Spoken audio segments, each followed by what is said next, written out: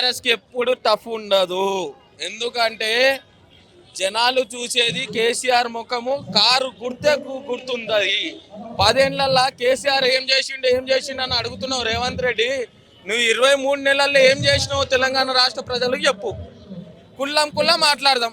ఇక్కడ ఏ ఓటర్కి అడిగినా, ఏ ఆటో ఆపి అడిగినా వాళ్ళు కన్నీళ్ళతోటే చూపెడుతున్నారు. మేము next time BRS party within సెకండ్స్లో బీఆర్ఎస్ పార్టీ గెలవడం జరుగుతుంది.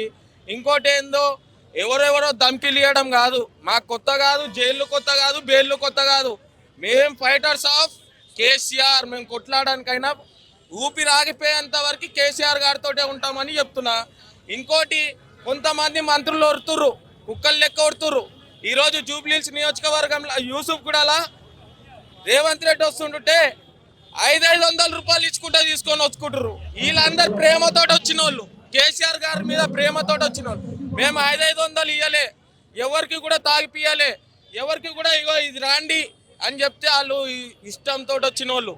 ఇప్పుడు ఏంటంటే ఈ జూబ్లీహిల్స్ నియోజకవర్గంలో బీఆర్ఎస్ పార్టీ జెండా ఎగరడం ఖాయం.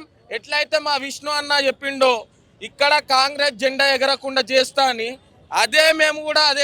మేము అందుకే ఫీల్డ్లో 15 రోజుల నుండి నేను అక్కడున్న ఎమ్మెల్యే గారు బై ఎలక్షన్ వచ్చింది కానీ ఆ ఎమ్మెల్యే గారితో నేను ఇంటింటి గడపకి వెళ్ళడం జరుగుతుంది.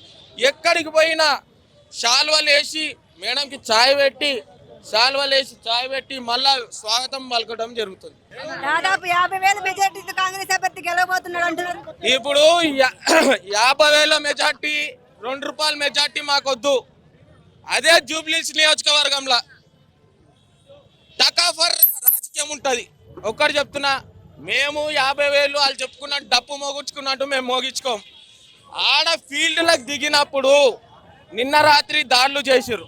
వాళ్ళ తమ్ముడు దాడి చేసిండంట. అరే నీకేం భయము? నేను అడుగుతా, నీకేం భయం? నీతోటి చేతనైతే లేదా జూబ్లీహిల్స్ పరిపాలన చేయడానికి? అక్కడ ఉన్న ప్రజలు ఎంత బాధపడుతున్నారు అంటే బయట చెప్పుకోలేకపోతున్నారు. ఎక్కడ మా మీద దాడులు చేస్తారని. దాడులు చేసినా కానీ ఎవరికైనా గుర్తుపెట్టుకోండి, ఎనీ సెకండ్ ఒక డైలింగ్ చేయండి బీఆర్ఎస్ పార్టీ కార్యాలయంకి. ఎక్కడున్నా మేము వాలిపోతాం. మా ఊపిరి ఉన్నంత వరకు ప్రజలలోనే ఉంటామని చెప్తున్నా.